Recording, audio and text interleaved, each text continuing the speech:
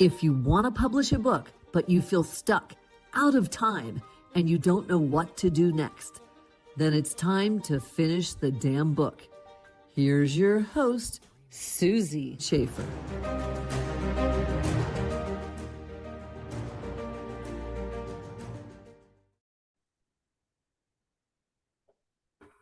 Welcome to this episode of Finish the Damn Book. I'm your host, Susie Schaefer.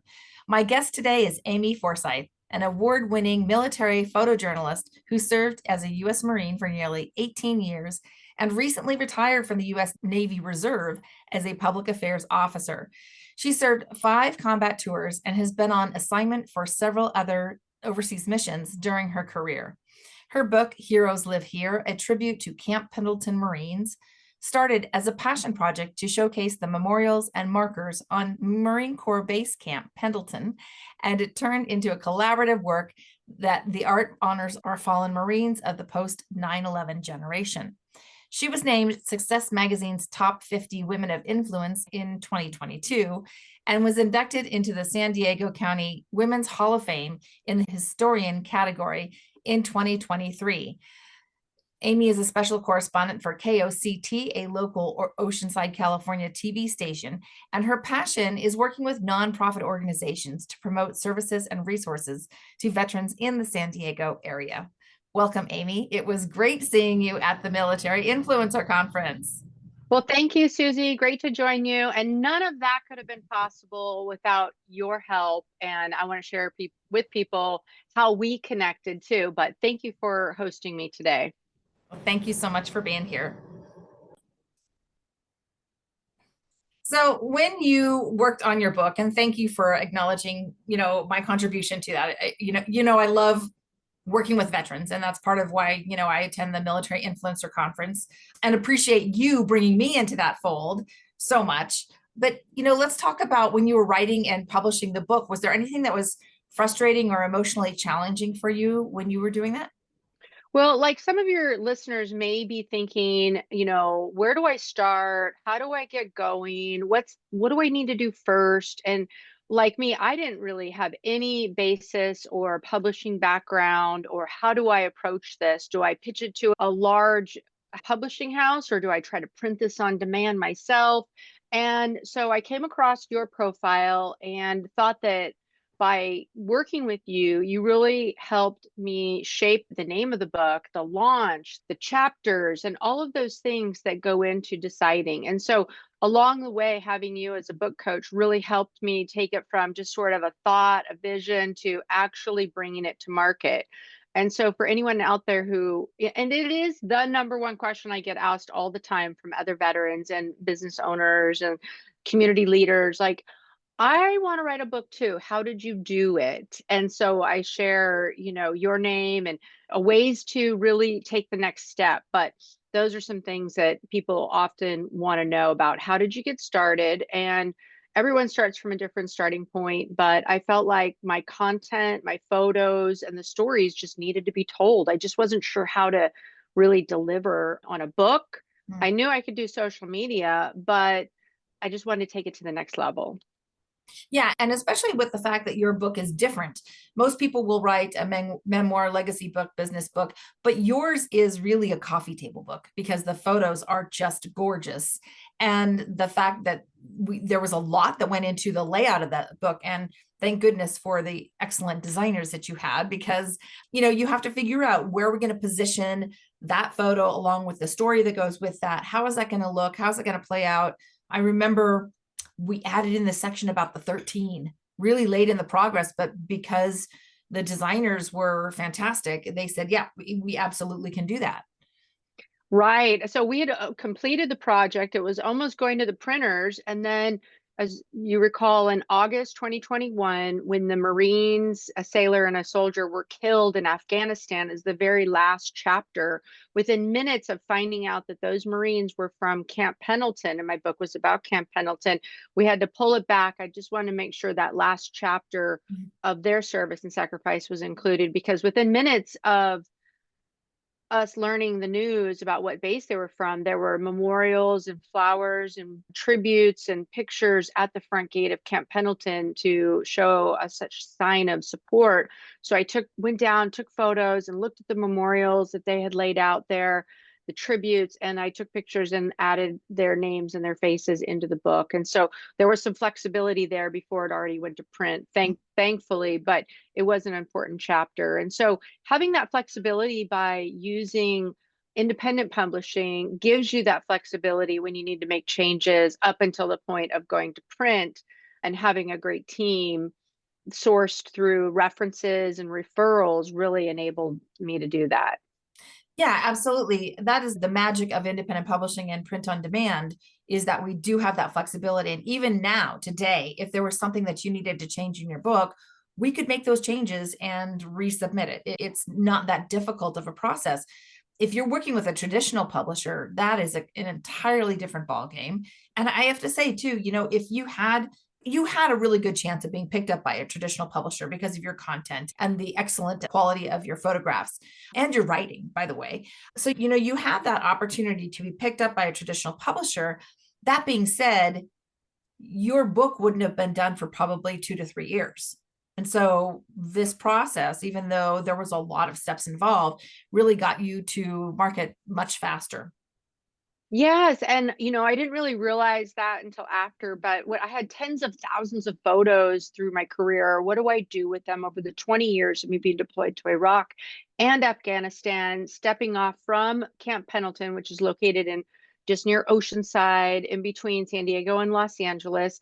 It's very niche. It's not really for, say, a wide audience, but a very select, deep audience that thousands of people have been stationed there, lived there, they were born on the base. A lot of people know the area. So I've had people who've reached out and said, oh, I grew up on Camp Pendleton. My dad was stationed there. So there was a market audience that I didn't even realize when I was putting the book together, who would appreciate these stories that are inside. Of course, combat veterans that served in Iraq and Afghanistan. I have stories from them in a collaboration. But it didn't even occur to me to pitch it to a big publishing house, because I was like, they'll never get it. I just want to publish it myself. I control the content. I know how to do marketing, and I can really leverage my own background and expertise in media and marketing where I don't need their help. And with you helping me, guide me through the publishing and the printing process, getting it on Amazon, and doing my own selling, literally out of the trunk of my car. I was packing up one day from an author talk. A couple walks by, they say, oh, what do you have there? And I said, it's a book I just wrote. I gave a talk about it. And they said, well, we would love to buy a copy. So when you have that freedom and that control because you own it, you're not working with a big publisher who may have the rights to it, or there's some margins that they take off the top. When you do independent publishing, this is what I love. You control the margins in terms of like profits and how you market it and what it looks like. So it's all you, for good, for better, or for worse. That's so true.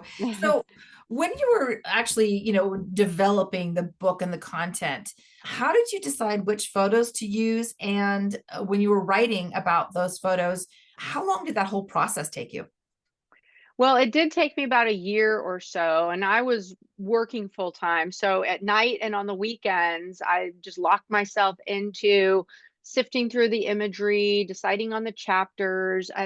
I had other people provide me content of their sort of take and their stories and some imagery as well. So it's a collaboration. And some people never responded to me. Some people responded right away. Some people I really had to like pull in and say, I need it by this date and time. But once the folks that collaborated with me, they understood the project, they saw the vision, and then they provided their content. I have 4 or 5 individual content submitters that are featured in the book. And so their stories are so important to tell because they were stationed on the base for many years. Their legacy and their heart is on Camp Pendleton too. So I wanted to make sure it wasn't just coming from me and my personal experiences being stationed there, but from the Marines themselves who were also stationed there. So I would say in all about 18 months, because we had to redo some of that and then lay out the final chapter. So about 18 months from the time I got serious to the time we launched it in May of 2022. And again, this was right during the middle of COVID as well. And so that's what it's been, more than 3 years now, but it hasn't even died down. As a result, people are still discovering the book, but about 18 months because I was working full time and it was COVID and it was just really hard to, get things moving and put together in a timely fashion. Yeah, let's talk a little bit about the results since you published. You've also been doing a ton of speaking and media coverage. What has that been like for you?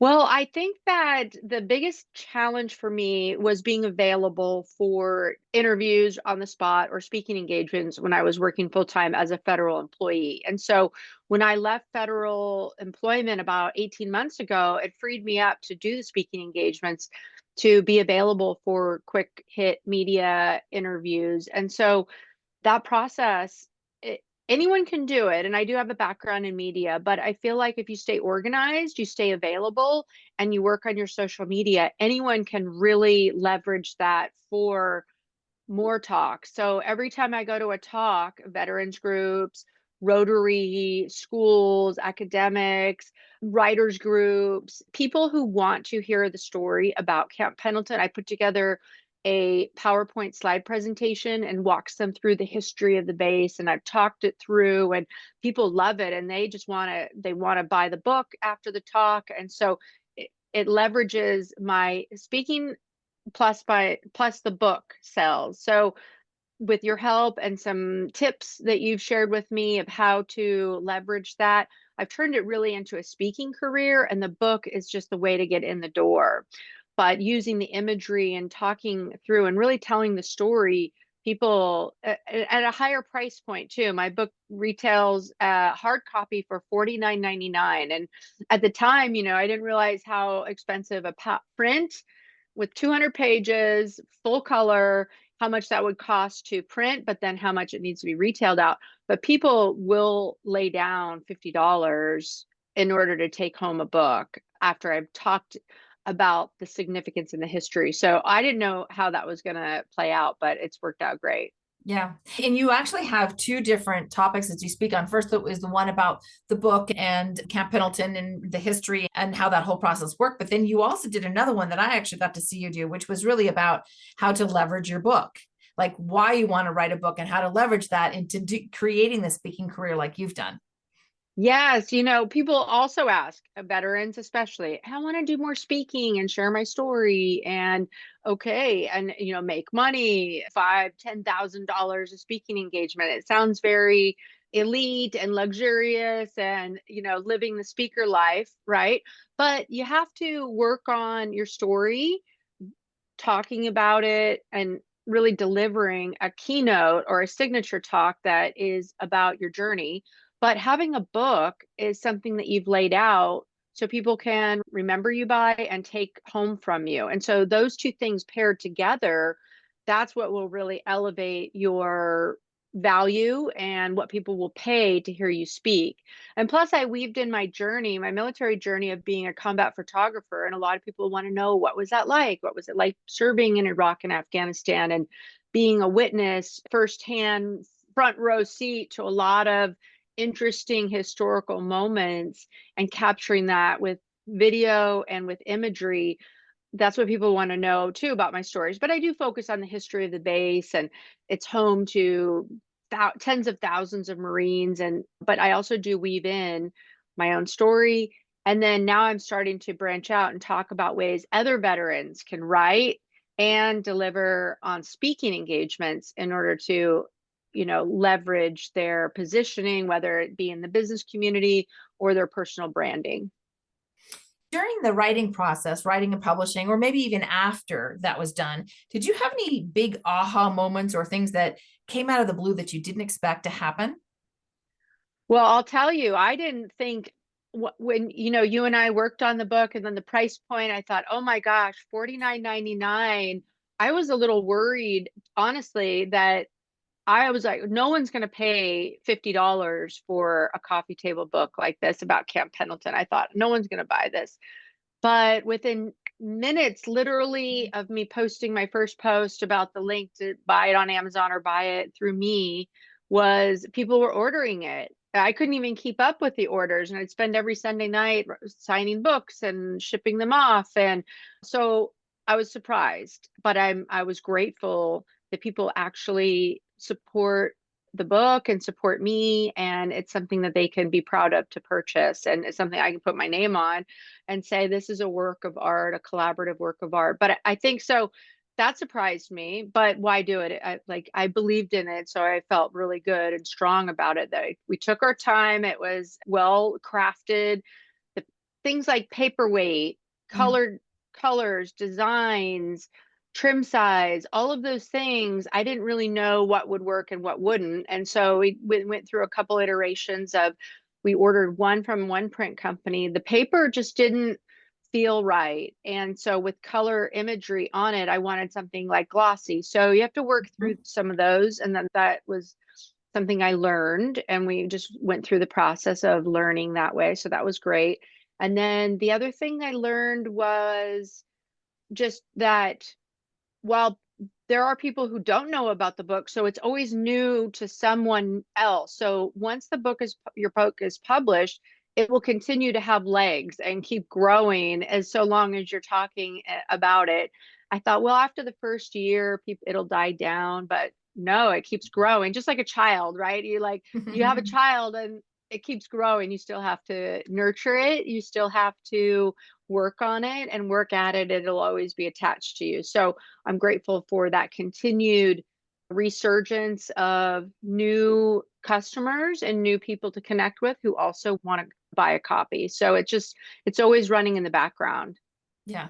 I think it's interesting too, when you connect the dots to you being a photojournalist and writing, and then you deciding to do the book, and then suddenly your book is taking off and you're getting speaking engagements and you're on the news and these other things. And then suddenly, you're speaking at big conferences. And then, you recently co-hosted a military gala, which was amazing. So it's interesting to see when you start to connect the dot that one of these things will lead to the next. And I think that a lot of people have the misconception of, oh, it just all happens overnight. And it doesn't. It really does take time. And like you were talking about with social media, you've got to actually do the work and put the time in to create that foundational base in order to get to the point where you are today.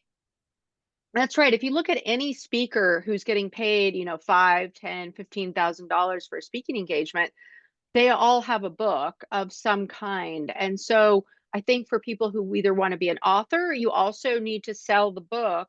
You need to go do the engagements, the media, the speaking. So they go hand in hand. So when people say, I want to write a book, and then they learn how much work it takes, and they're like, are you sure? And then they may not be really up for it, or that's not really what they want to do. And maybe people get frustrated. They put a book on Amazon and say, well, no one bought the book.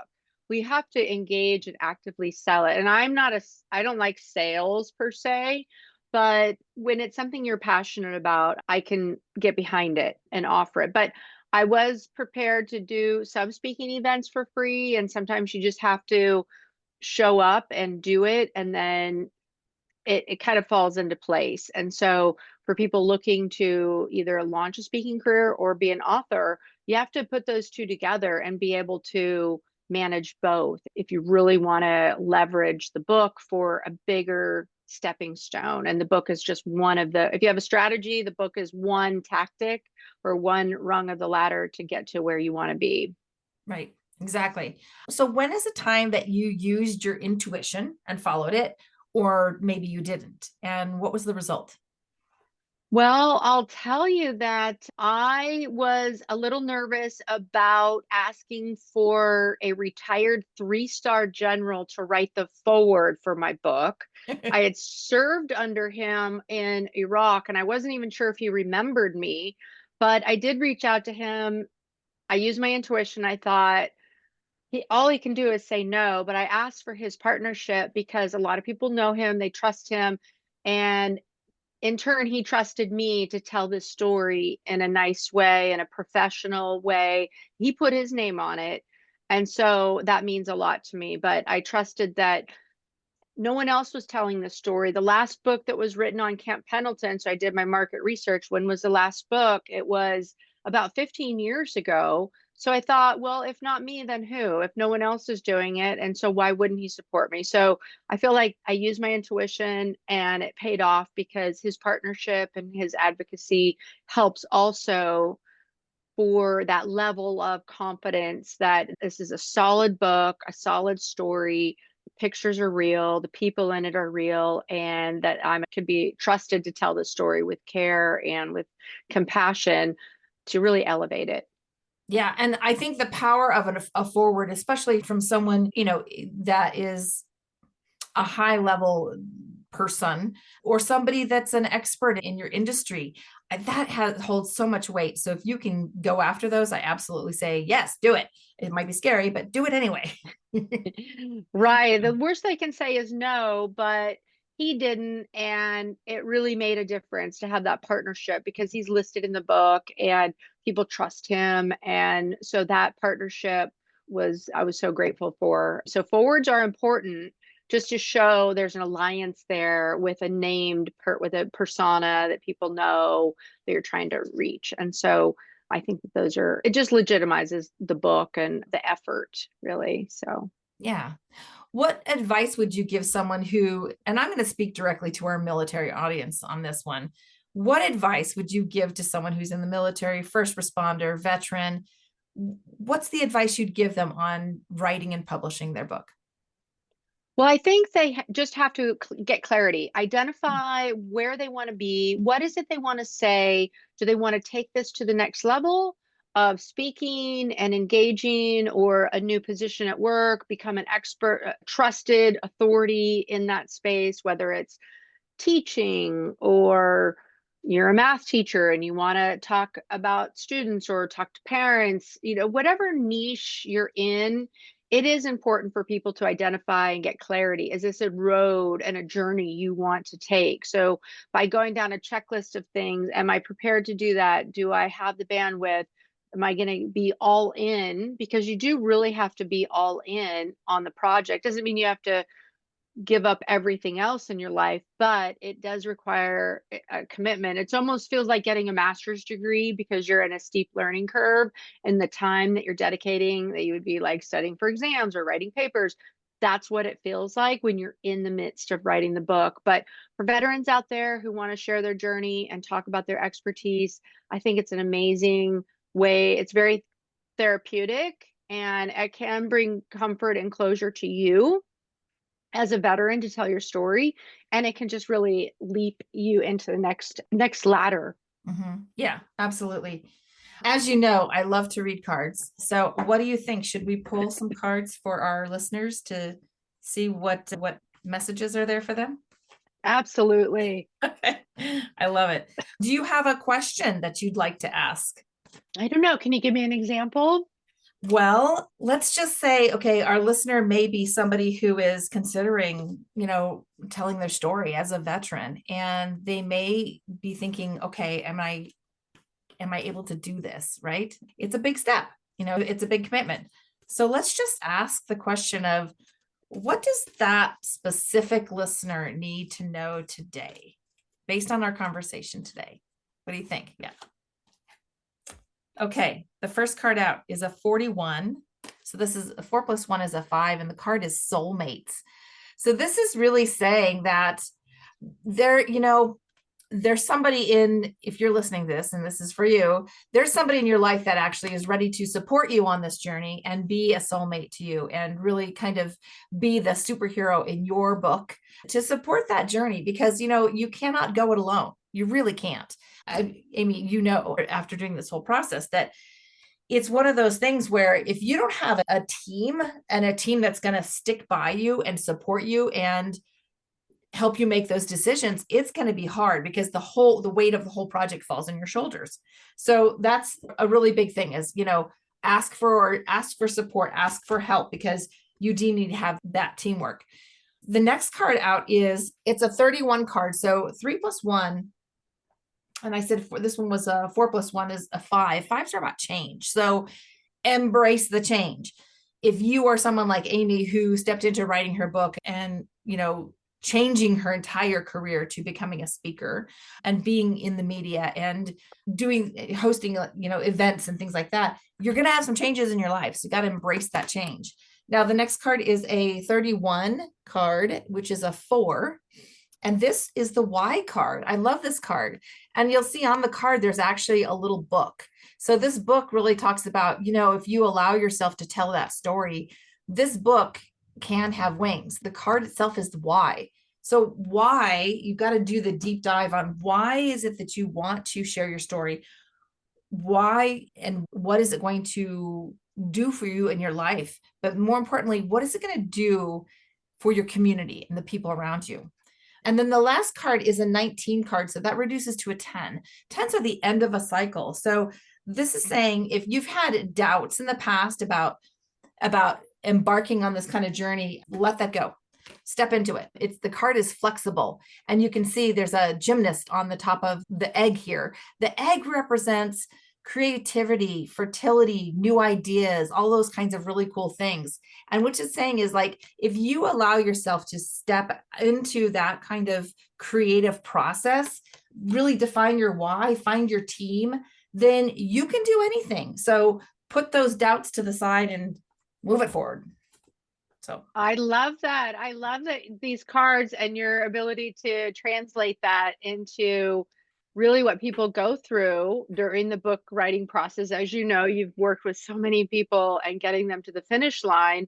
I really couldn't have done it without a team and of course my husband, who you've met, he'll accompany me on like book signings, and he'll be the one at the table and helping me, pay and get people credit cards and really helping me to be as successful as possible, hauling my stuff into a speaking engagement. And so without that, it's awfully hard to do. And a lot of nights and weekends doing, events or things like that. And he's been so supportive. But I'll tell you that it really has exceeded all of my expectations. When you put the word author behind your name, people somehow treat you differently. And I would have never in a million years imagined me writing a book. I mean, I really barely even like read books per se. That's why mine's a coffee table book. It's got a lot of pictures and not a lot of words, but there's stories in there. But it's opened doors to me to meet people that I would have never met before, like Gold Star families who I featured their son or daughter in the book. And if the chance to give them a book or they order a book and I get to meet them has really, it's humbled me, but it makes me remember why I did that project, why I did the project in the first place, was to help bring comfort and closure to those Marines that we lost in Iraq and Afghanistan, and know that their families know that we remember them. And that to me is worth $1 million. But of course, there's a business side to it. So you have to weigh, how much it costs, what you're willing to invest, not only in dollars, but in time and energy. And so all of these visions and thoughts about what you want to do with your life are so critical to your success. But I'd love to hear what you think, Susie. What are some things that maybe along my journey or other people's journey, what are some ways that looking back now, could I have done differently, better? Or so really, I felt like one thing I want to add is that when you publish the book, that is really the start of the journey, right? I mean, yeah, we got to finish the book, but the book is one leg, and then there's that's the first mile of the marathon. You've still got 25 more miles to go in terms of the entire journey. Finishing the book was just almost the starting point of, yeah. Absolutely. And I think one of the things, okay, there are a couple things that I think you were super smart about what you did. First of all, you had your wants, how you wanted this book to look and feel. You had that clearly defined going into this, and what this book would do for you as far as starting to connect with community and build kind of an awareness around Camp Pendleton, but also do the speaking. So the fact that you had that already, you knew what you were doing before you embarked on this. The second thing is really being diligent about you saying, yeah, I want this to have the glossy pages. I want it to be very high level, because by you making those decisions, it created a completely different quality book. Anything that you would see in bookstores, and obviously, you have been doing events in bookstores and things like that, but it's a beautiful quality book and something you would never consider to be independently published, print on demand, anything like that. And, I think that sometimes when we don't know, it's because we don't know what we don't know, right? And the fact that you were willing to learn, and I even learned some too, because we were using a different platform than I normally use. So there was a lot of learning curve for me, particularly in this project. But the fact that you were willing to learn, say, well, let's look at these options. Let's look at these options. I'm like, this is great. You have that curiosity mind that really helps the project move along, instead of saying, I want it done a certain way, or, not being willing to learn, how the industry works, because there's certain things that we can't change. But yeah, it was really good for me, because your project was very different than many of the books I work on. And so for me, it was a learning curve as well. And I fully embrace that, and we see that today with things like AI, things are changing all the time in this industry. So, you have to kind of be willing to say, okay, let's see how this is going to go and what's going to happen, because we don't always know. And then not having an attachment to the outcome, because sometimes we do have to pivot. Yes. And that was exciting because, we weren't tied to a deadline per se. We just were taking it as it comes. And so it really just sort of worked out that way. I wanted it to be right the first time, or that level that I was looking for. And it's been all on the up, keep going up and up ever since. And so it just really changed everything. And so anytime things that happen on Camp Pendleton, because of all the social media and the search engine optimization and all the algorithms out there, because I do actively post about Camp Pendleton, I get media queries to me directly about, can you talk about this on Camp Pendleton? Or we're looking for an expert to comment on that. And so it really positioned me as an authority and an expert about the base and the history of the base. And so I give tours about on the base as well. And people invite me to come to things on the base, or share the history and the legacy of the base. So it definitely can shape your level of expertise and take you to the next level. And so that's why finishing the book is a key strategic milestone in your professional life, that you don't want to look down like a year from now and say, well, why didn't I finish? What was going on? I could have done it and I just didn't. So people willing to take that to the next level. Yeah. I love that you just said all that, because that was perfect. So Amy, how can people find you, to reach out to you, to ask you to come and speak at their next conference, to do educational workshop, like whatever, all the things that you offer? How do people find you? Well, thanks, Susie. I do like to use LinkedIn as my platform of choice. I feel like that's the best way to connect with me on LinkedIn, Amy Forsythe. I'm also on YouTube and Instagram, and of course, Twitter, X, and Facebook. So please find me. You can also look up Heroes Live Here on LinkedIn, Facebook, and Instagram, and that's where you'll find a lot of my imagery and talking about the book.